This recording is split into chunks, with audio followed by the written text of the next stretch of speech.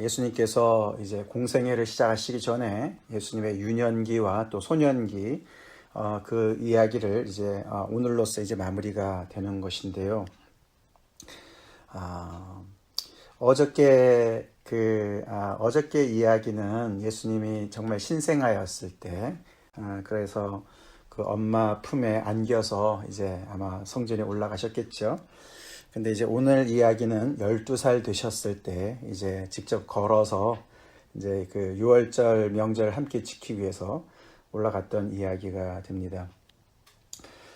성령으로 잉태되신 하나님의 아들, 과연 그 예수님의 그 소년기, 유년기는 어땠을까? 너무너무 궁금하지 않습니까? 근데 이제 참 그 성경 우리 사복음서에서는 그 내용이 그렇게 많이 나오질 않습니다. 그래서 여러분들도 외경이라는 거 들어보셨죠? 이 정경 66권에 들어와 있지 않은 그런 다른 글들이 있는데 그런 걸 외경이라 그러는데 뭐 도마복음이니 여러 가지 다른 게 있는데 그런 데서는 이렇게 사람들이 궁금해하는 것들, 이렇게 예수님의 그런 어린 시절들 이런 이야기들을 많이 쓰는데 좀 이렇게 신빙성이 많이 떨어지죠. 예수님이 어떤 뭐 신통력을 가지고 계신다든가, 뭐 굉장히 뭐 엄청난 지혜를 가지고 계신다든가 이런 것들을 이제 얘기를 많이 하는데 이 누가복음은 오늘 그런 얘기 비슷한 얘기를 하지만 또 굉장히 다른 그런 정말 이야기를 합니다. 예수님이 정말 성령으로 잉태되셔서 하나님의 아들, 지극히 높으신 이의 아들로서 이 땅에 오셨는데 그 예수님은 과연 어렸을 때 어떤 성장 과정을 겪었을까? 성경에서 그렇게 많은 이야기를 안 하는 부분이죠. 근데 오늘 여기서 특별히 보시면은 52절에 예수는 지혜와 키가 자라가며 하나님과 사람에게 더욱 사랑스러워 가시더라. 이렇게 이제 그 요약을 하지요. 이 이야기는 굉장히 예수님의 성장 과정이 굉장히 정상적이었던 것이다 라고 얘기를 하는 것과 이제 같은 맥락입니다.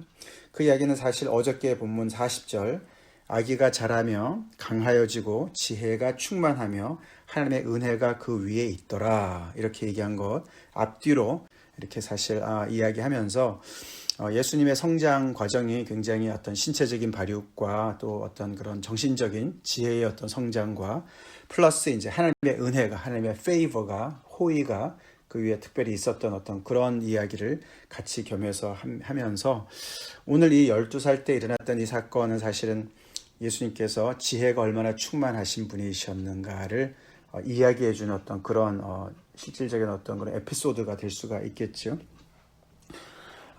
물론 이제 우리가 좀 더 본문을 따지고 보면은 그냥 지혜가 출중하셨던 분이시다 그 이상의 이야기를 하지만 그래도 어떤 그런 비범한 것이 분명히 있었지만 그렇다고 해서 굉장히 어떤 우리 인간의 어떤 보통의 삶에서 완전히 벗어났던 그런 굉장히 어떤 기인의 어떤 그런 가까운 그런 어떤 이야기를 하는 것이 아닙니다. 우리의 연약함을 질고를 아시고 우리의 연약함을 담당하시는 예수님이시기 때문에 우리의 과정을 다 이렇게 겪으신 어떤 그런 부분들이 분명히 있었던 것이죠. 자, 오늘 이제 12살 되어서 이제 부모님과 함께 예루살렘으로 올라가셨습니다. 유월절을 지키기 위해서 올라가셨어요. 근데 이제 그 당시에는 그런 명절을 지키러 올라가는 경우가 사실 유대인의 남자라면 1년에 3번 큰 명절이 있었잖아요. 그죠? 유월절하고 오순절하고 장막절 이렇게 3번은 항상 성전에 올라가서 하나님을 배워야 되는 그것이 그 유대인 남자들의 어떤 그런 의무였는데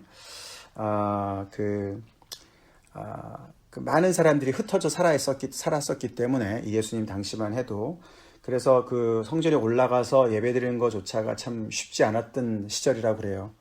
그래서 이렇게 명절 때마다 그것을 준수하는 것은 굉장한 어떤 그런 또 헌신과 또 신앙과 믿음이 필요했었던 그런 때였기 때문에 쉽진 않았습니다. 그런데 예수님의 부모님은 어제에 이어서 계속해서 그 하나님의 말씀을 굉장히 준수하는 지키는 그런 부모였습니다. 그런 부모 밑에서 예수님이 자라고 있었던 것이죠. 그리고 이 나이가 12살이라는 것은 이제 13살부터 본인의 어떤 그런 그 서약을 하면 그것을 지켜야 되는, 어떻게 보면 성년이 되어지는 그런 나이라 그래요. 그러니까 바로 그 직전의 나이죠. 그래서 12살. 요즘 나이랑 좀 비교해보면 좀 다르죠. 그 당시에 12살이면은 이제 거의 이제 성년으로 접어든 어떤 그런 나이다. 그래서 아이들도 한 12살, 13살이 결혼했던 그런 나이였다. 이렇게들 얘기합니다. 마리아가 12살 정도 되지 않았을까? 그렇게 유추를 하거든요.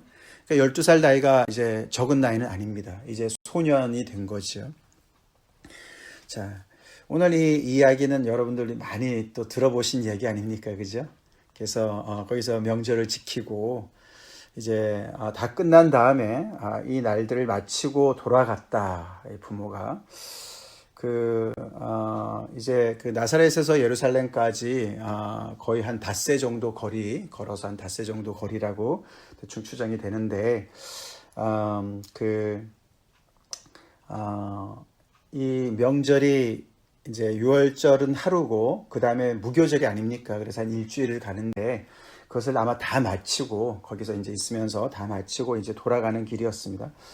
근데 하루길을 갔는데 이제 걸어서 가봤는데 저녁이 돼서 봤더니 이제 예수님이 그 일행 중에 없었습니다.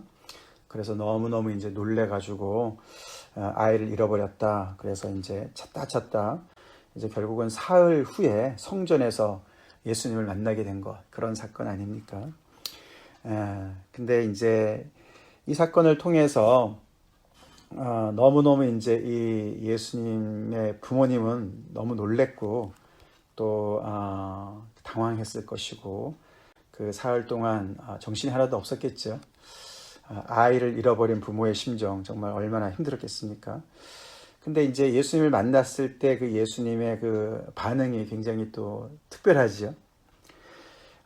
그 예수님의 반응이 49절에 나오는데 이것이 이제 이 누가복음에서 예수님의 첫 마디죠. 첫 마디. 이제 예수님의 입에서 직접 나오는 첫 마디입니다. 그래서 우리가 이제 오늘 본문을 가지고 여러분들도 이제 여러 번 이렇게 설교를 들으셨겠지만 대부분이 이제 우리가 초점을 이제 그 예수님과 동행하지 않은 부모님에 대해서 우리가 초점을 많이 맞추게 되는데 사실 오늘 본문은 거기에 초점이 아니라 이 누가가 쓰는 이 초점은 예수님이 이 첫 마디에 초점이 있는 거예요. 과연 이제 우리가 지금까지 2장 지금까지 쭉 볼 때 천사들이 목자들에게 이 태어난 예수님, 아기 예수가 어떤 분인지, 그리고 또 그 전에 가브리엘 천사가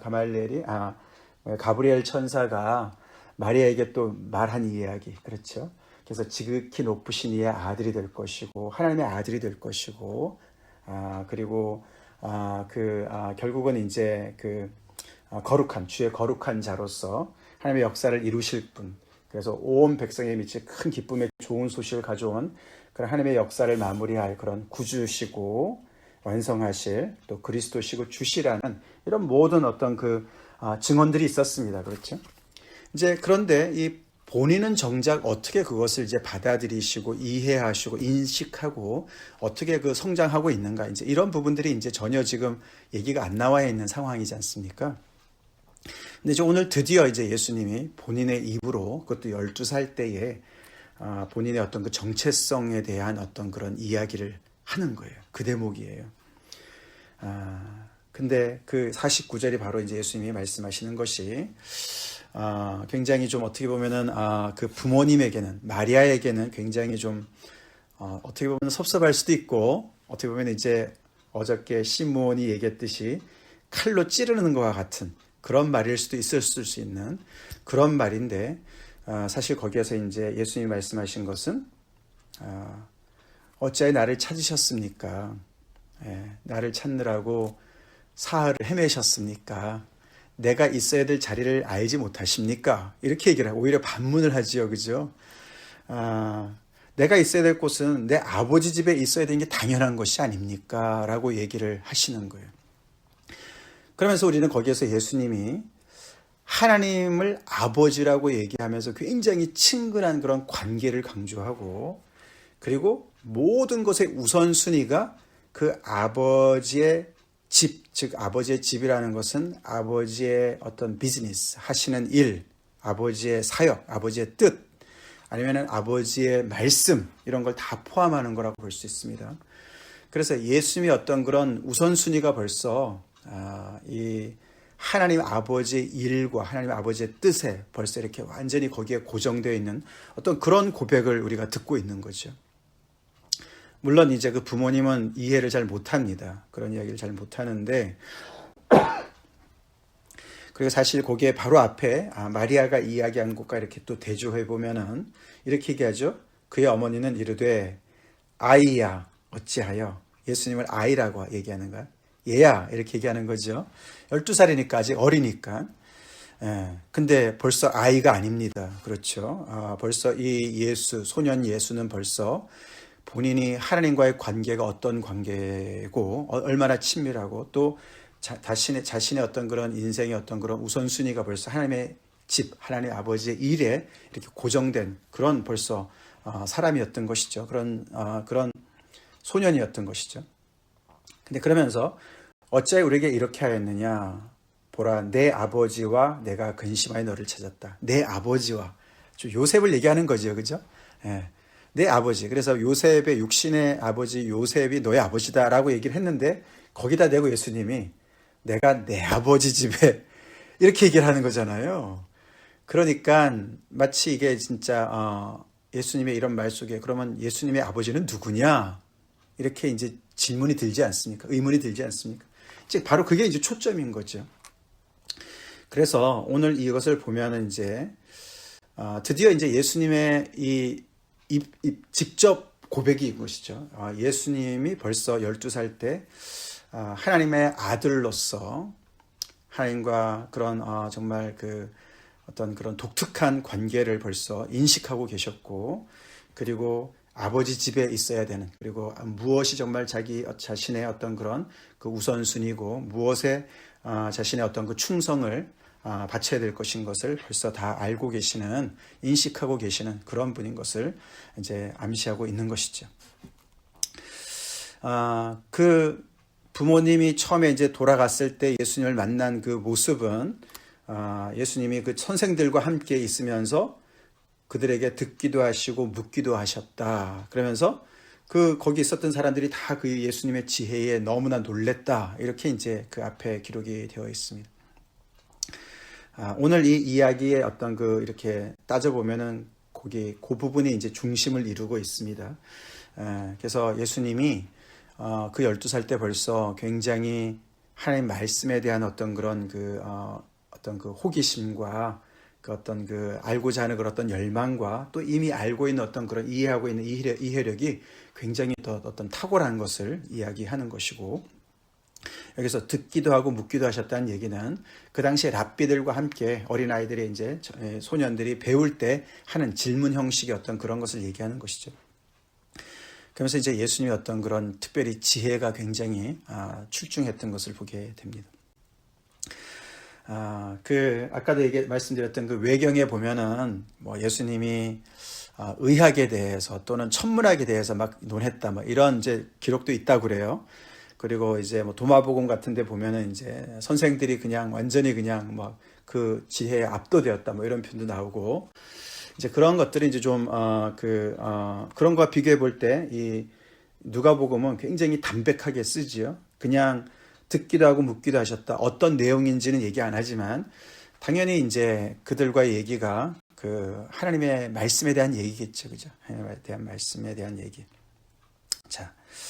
그러면서 사실 이제 이 앞에 이 스토리가 부모님을 따라서 올라갔던 예수님이 오늘 이 아까 49절 이후부터 보면은 이제 그 주체가 바뀝니다. 이제 바뀌면서 예수께서 함께 내려가사 나사렛에 이르러 순종하여 받드시더라.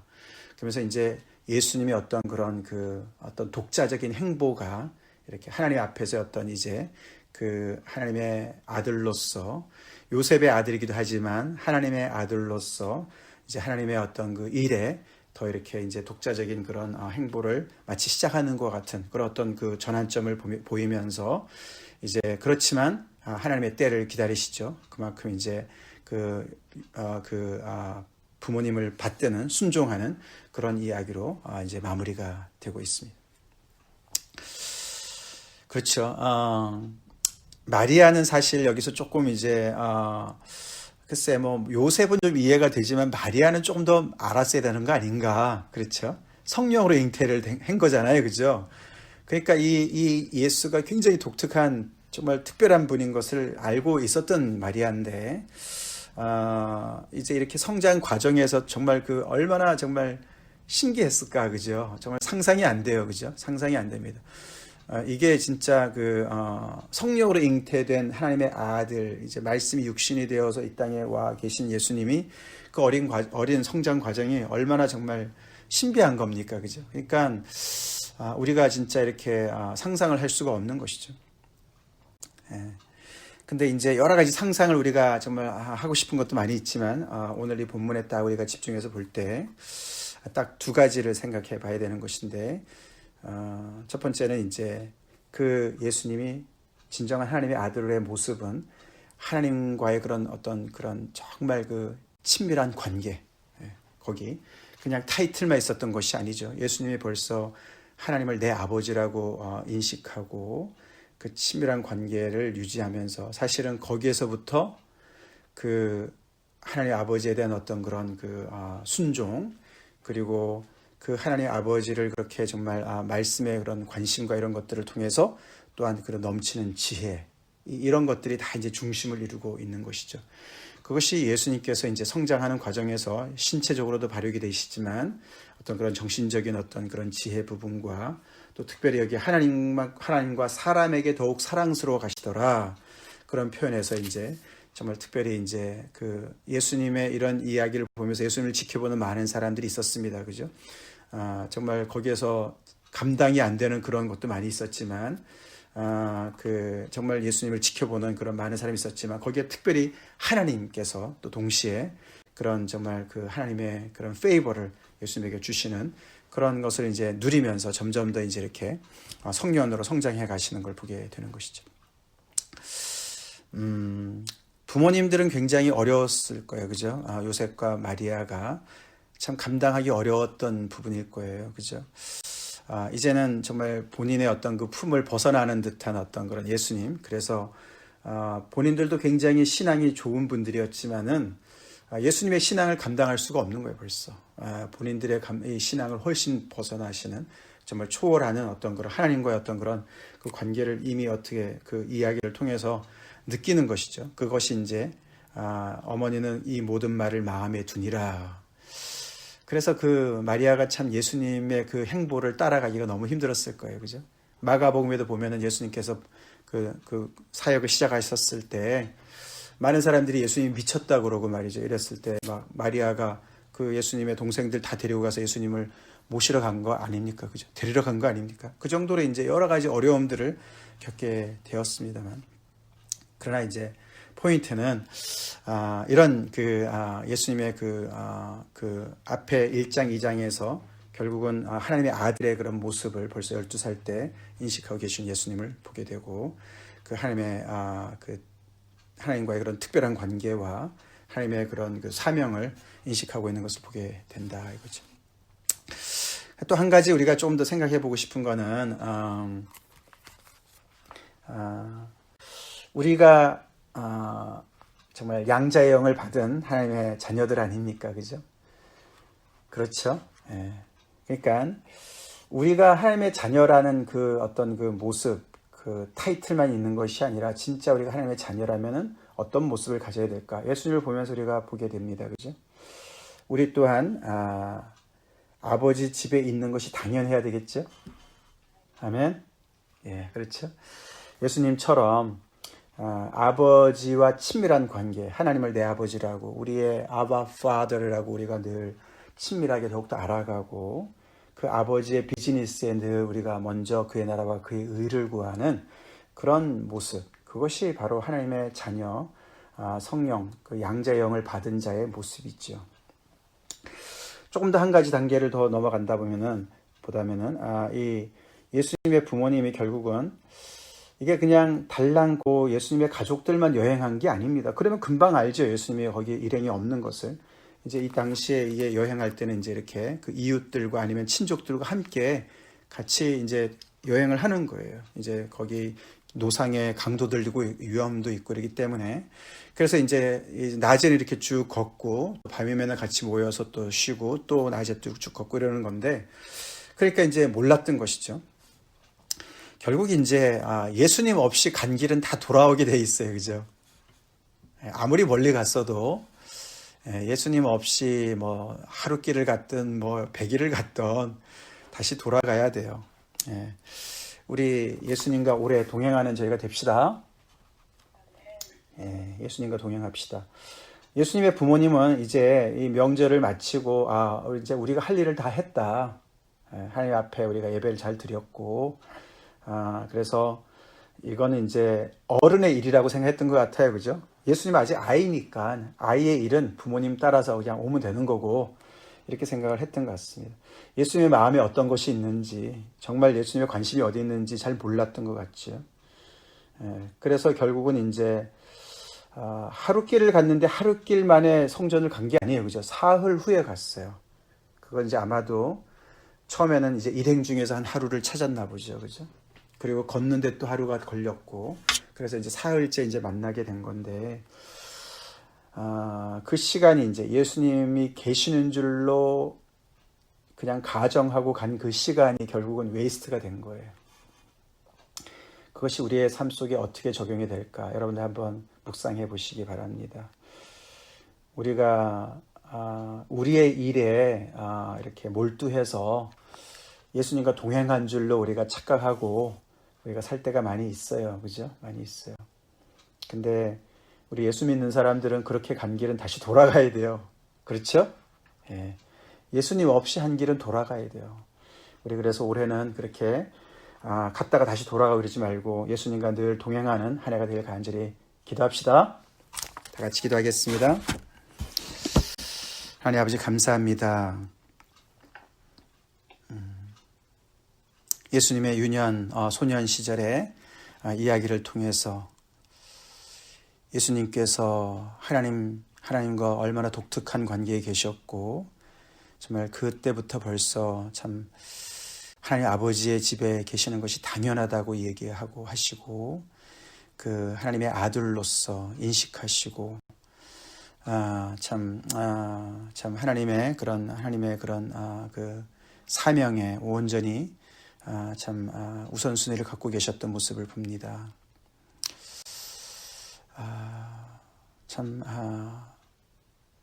말씀으로 세상이 창조되었고, 그 말씀이신 예수님께서 육신을 입고 이 땅에 오신 그 놀라운 겸손, 우리가 이해할 수 없는 아버지, 그 은혜, 아버지 다시 한번 그 앞에 우리가 무릎을 꿇습니다.